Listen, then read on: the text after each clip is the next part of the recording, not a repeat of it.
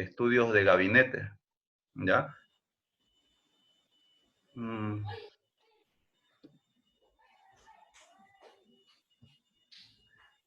a ver esto. Ok.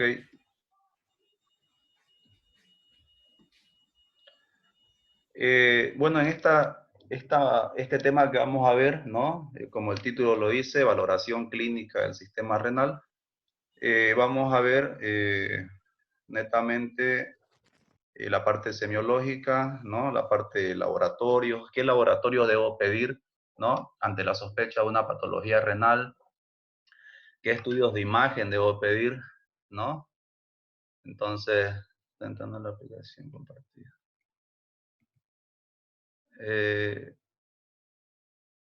Me salió una ventana rara, creo que ya. Ok. Bueno, y sus diferentes objetivos, ¿no? Que decíamos. Primero, enumerar, ¿no? Los síntomas típicamente relevantes para patología del sistema urinario, explicar el porqué de los antecedentes familiares son importantes, ¿no? Cuando llegue un paciente a la consulta, ya sea a la emergencia o ya sea un paciente internado, vamos bueno, a realizar una historia clínica. Y en esa historia clínica vamos a tener que ver antecedentes patológicos y demás, ¿no? Ya sea personales y familiares. Pero obviamente, como estamos en nefrología, tiene que ir dirigido a la parte renal, ¿no? También vamos a poder ver contraindicaciones de la biopsia renal, posibles complicaciones, contraindicaciones del uso de contraste, ¿no? Intravenoso y demás. Sabemos que cuando un paciente precisa un estudio de tomografía, y este, eh, este paciente para realizar el estudio de tomografía tiene que requerir de cierto contraste, no a todos los pacientes se le puede administrar el contraste, ¿no? Va a depender mucho de la función renal y también vamos a poder ver esa parte, ¿no? Conforme vamos avanzando.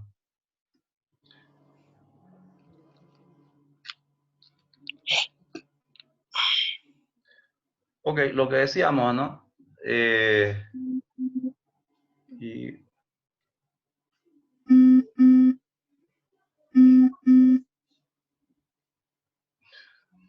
ok, anamnesis. Aquí nos interesa ver el motivo de la consulta, ¿no? Ustedes saben cuál es el motivo de la consulta, ¿no? El motivo de la consulta por lo que viene el paciente, ¿no? La queja que viene refiriendo el paciente. Entonces, obviamente, preguntar detalladamente cuál fue el motivo de la consulta y relacionar con la patología que estemos sospechando, ¿no? Obviamente, una patología de origen renal. Entonces, es muy importante esto de la anamnesis, el motivo de la consulta, ya para que nos sirvan como inicio de orientación a un posible diagnóstico, ¿no? Luego los antecedentes médicos, ¿no? Investigar alguna enfermedad que pudiera tener. Se van a dar cuenta que en antecedentes patológicos, en lo que es nefrología, van a haber dos antecedentes muy importantes, que van a ser la hipertensión arterial sistémica y la diabetes mellitus, por lo general tipo 2, ¿no? Estas dos patologías son el causante del 90%, ¿no? De todos los pacientes enfermos renales crónicos, ¿no? Paciente que es enfermo renal crónico, seguramente que es por hipertensión o por diabetes, ¿no? Acuérdense de eso. Por lo general aquí en Bolivia, lo que es diabetes está a un 65%, ¿no? Y lo que es hipertensión un 35%. Tengo entendido que en Brasil se invierte ese valor, ¿no? En Brasil predomina lo que es la hipertensión. Y bueno, otros antecedentes, ¿no? Como patologías autoinmunes, ¿no? Ya sea lupus, que es una de las más comunes, ¿no? Que causa la famosa nefritis lúpica, que también va a ser un tema que vamos a ver más adelante, ¿no? Cuestión de fármacos también, ¿no? Hay que hacer anamnesis en la parte de fármacos, ya que consecutivamente con el tema de la automedicación, ¿no? Hay muchos fármacos que son nefrotóxicos y el mismo paciente puede estar produciendo esa nefrotoxicidad por solamente estar con automedicación, ¿no? Mm, ok, lo que decíamos, por ejemplo, fármacos que pueden alterar la función renal, ¿no? Aquí tenemos a los inhibidores de la ECA, que son los famosos IECA, ¿no? Inhibidores de la enzima convertidora de angiotensina, ¿no? Por mencionar, está el enalapril, está el captopril.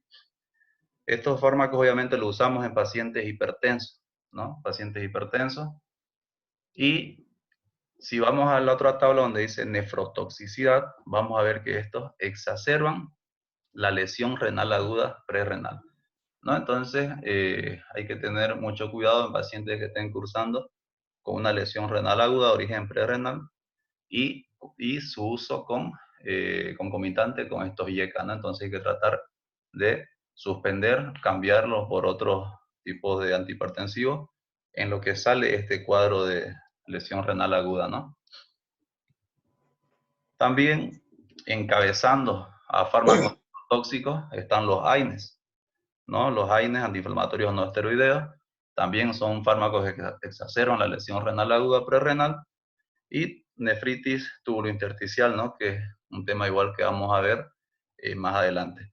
En la parte antibiótica tenemos, ¿no?, los aminoglucósidos. Se van a cansar de escuchar siempre que estén frente a un paciente, ¿no? Cuando estén trabajando en algún hospital, clínica.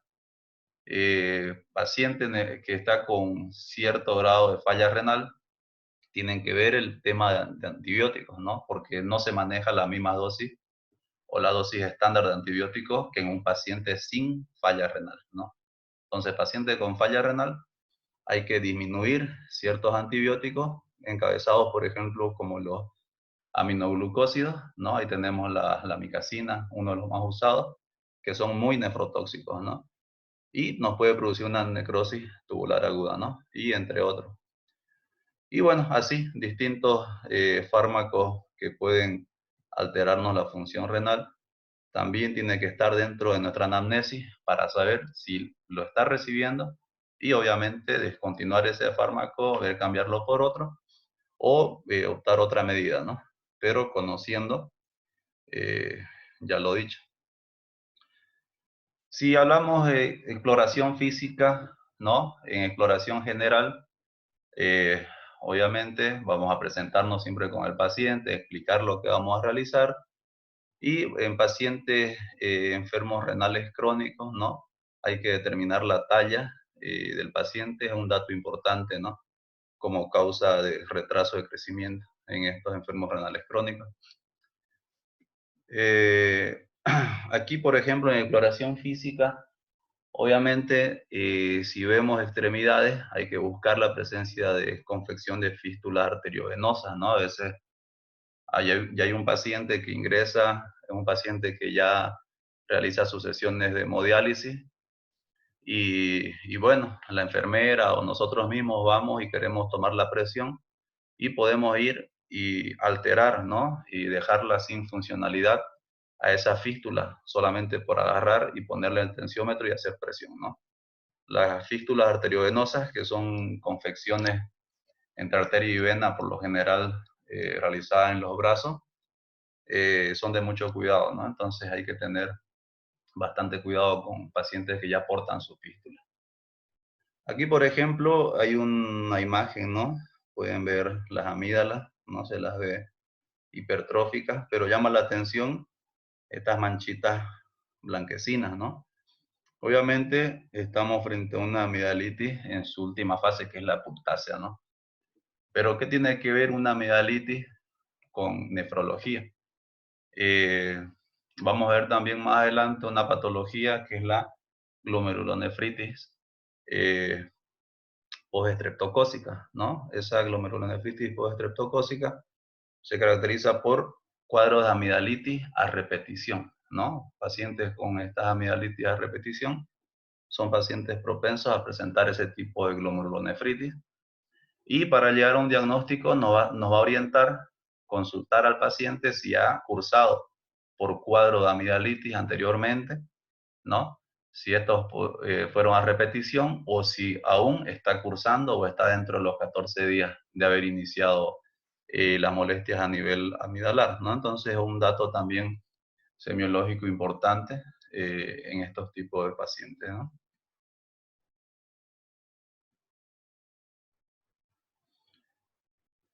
Claro, continuando con el examen físico, vamos a ir obviamente por sistema, vamos a pasar a la parte cardiovascular, ¿no? Donde también los riñones están vinculados, ¿no? Al sistema cardiovascular por la sobrecarga hídrica, hipertensión, anemia y demás, ¿no? Entonces, también la parte del examen físico cardiovascular nos va a orientar, ¿no? Para ver si hay alguna afectación renal asociada. En lo que es abdomen, ¿no? También semiológicamente en la parte abdominal sabemos que ya no va el orden de inspección, palpación, percusión y ocultación, sino que aquí ya ocultación pasa a primer plano, ¿no? No podemos palpar y percutir y luego ocultar porque vamos a mover el peristaltismo y aumentar los ruidos hidroaéreos y vamos a tener un dato falso, ¿no? Entonces, siempre la ocultación primero a nivel abdominal. Y bueno, aquí en la parte de palpación veremos, ¿no? Los riñones por lo general no suelen palparse, salvo en personas muy delgadas, ¿no? Entonces, no confundir riñones con hepatoesplenomegalia, ¿no? Con crecimiento de hígado o de vaso, ¿no? Entonces, también a recordar un poco la anatomía y bueno, realizar un buen examen físico, ¿no? Si valoramos miembros inferiores, ¿no? En estos pacientes, vamos a ver dónde se ven las caras izquierdas para poder ir. Un momento. ¿Qué dice? Doctor, buenas tardes. Podemos mover el cuadrito donde se ven las caras a la izquierda para poder activar, por favor. Ok. Sería...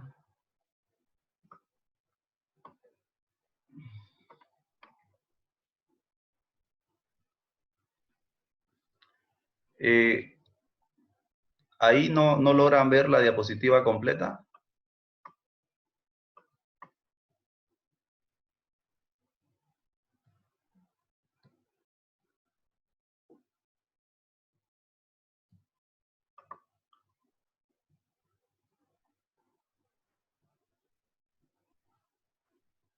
F5.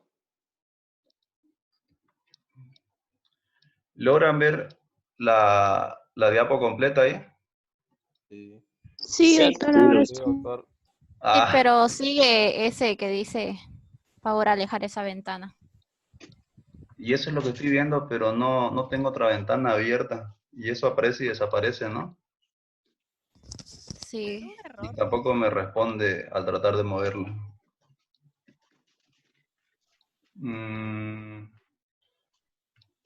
A ver. ¿No puede ponerlo, doctor, en otra ventana? A ver, vamos a...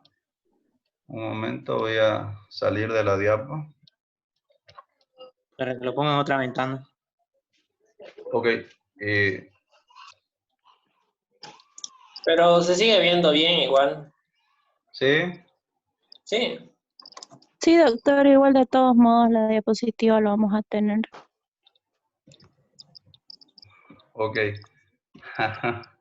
Favor alejar esta ventana de la aplicación compartida, sale, ¿no? Creí que no les aparecía a ustedes. Voy a cerrar esto.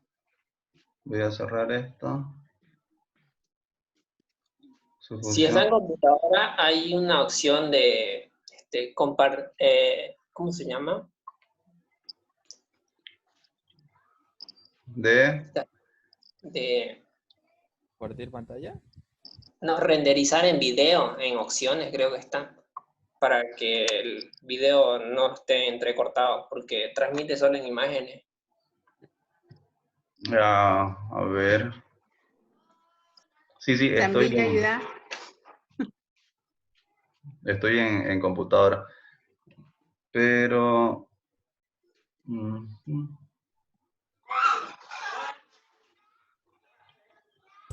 Ok, ya eso lo voy a ver para la siguiente.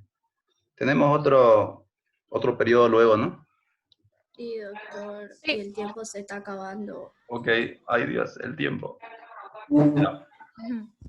Doctor, no va a pasar su diapositiva al WhatsApp, ¿no? Claro, claro, le voy a pasar la diapo al WhatsApp para que... No es coronavirus, por si acaso es el aire. Ya. Ok. Cuidado ahí. Ya, muy bien, continuando, ya estamos en lo que es... Ahora aparece mejor, ¿no? Sí, ahora sí. ¿Sí? Ya. En miembros inferiores también nos va a llamar la atención, en primer lugar, la aparición de edema, ¿no? Paciente que ya tiene falla renal, paciente que va a presentar una diuresis disminuida. Y obviamente que si está con diuresis disminuida, va a empezar a retener líquido y por gravedad el líquido se va a acumular en miembros inferiores, ¿no?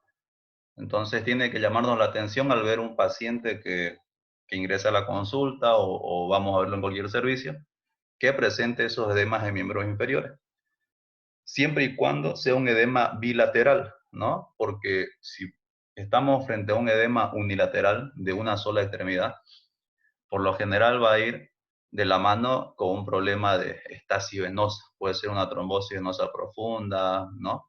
Varices mismas, alguna linfadenopatía, ¿no? Que esté produciendo un efecto de masa, ¿no? Entonces hay que investigar, ¿no? Pero si estamos con un edema bilateral, directamente es por sobrecarga. Patologías que ocasionan sobrecarga, no se olviden, insuficiencia cardíaca, ¿no? Eso lo van a ver en cardiología. Hepatopatía crónica, el tema de hepatopatía lo van a ver con gastro. Y enfermedad renal crónica, ¿no? Es un tema que vamos a ver al final de la materia, ¿no? Enfermedad renal crónica. Pero no necesariamente tiene que ser un enfermo renal crónico para presentar estas piernas, estas características, ¿no? Este tipo de edema, sino puede estar en una falla renal aguda, ¿no? De inicio, y ya presentar este cuadro de edema, ¿no? Ok, saliendo la parte de examen físico, ¿qué estudios yo debo pedir a un paciente con sospecha de patología renal, ¿no? Me toca solicitar laboratorios. Obviamente siempre mis exámenes de rutina serán mi hemograma, ¿no? Urea creatinina, glucemia, siempre, ¿no? Y mi examen general de orina, ¿no? Van a ver que cuando le piden examen de rutina es hemograma, urea creatinina, glucemia y ego, ¿no? Examen general de orina.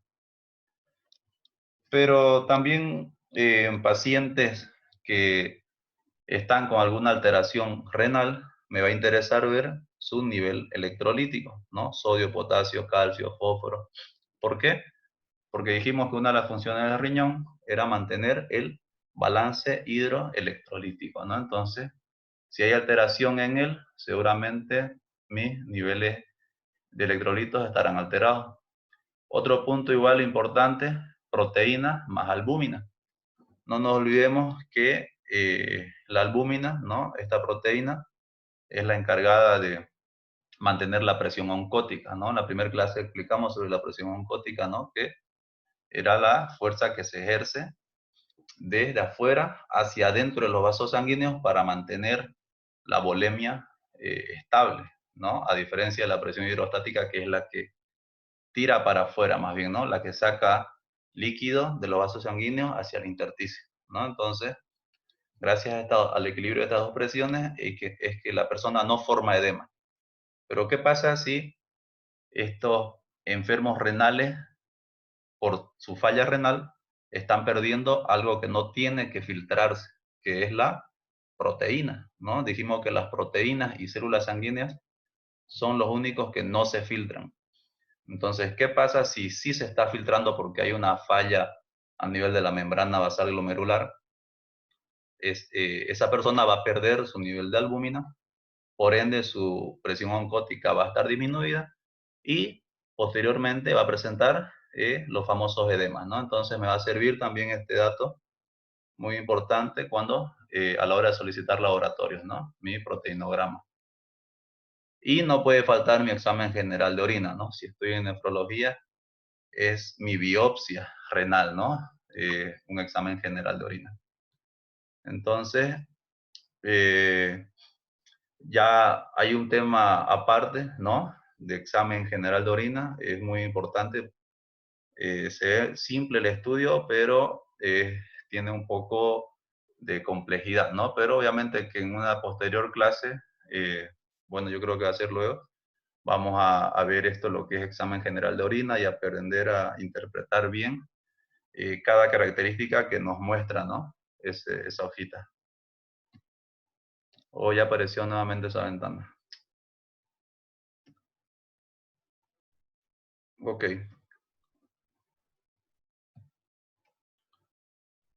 Y bueno, otras pruebas especiales serán el clearance de creatinina, ¿no? Clearance de creatinina, proteinuria de 24 horas, vaciloscopía en orina de 24 horas, calcio en orina, ácido úrico en orina, fósforo en orina. Si se dan cuenta, podemos solicitar, ¿no? Todo tipo de sustancias cuantificadas en orina. De estas pruebas que estamos viendo, una de las más solicitadas será mi proteinuria de 24 horas. Por lo general sabemos que el ser humano no pierde proteínas por la orina, ¿no?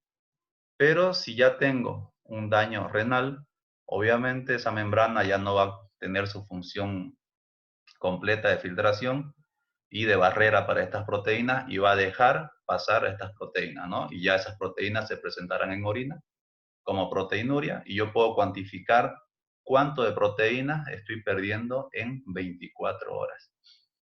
Y mi clearance de creatinina, que es otro estudio muy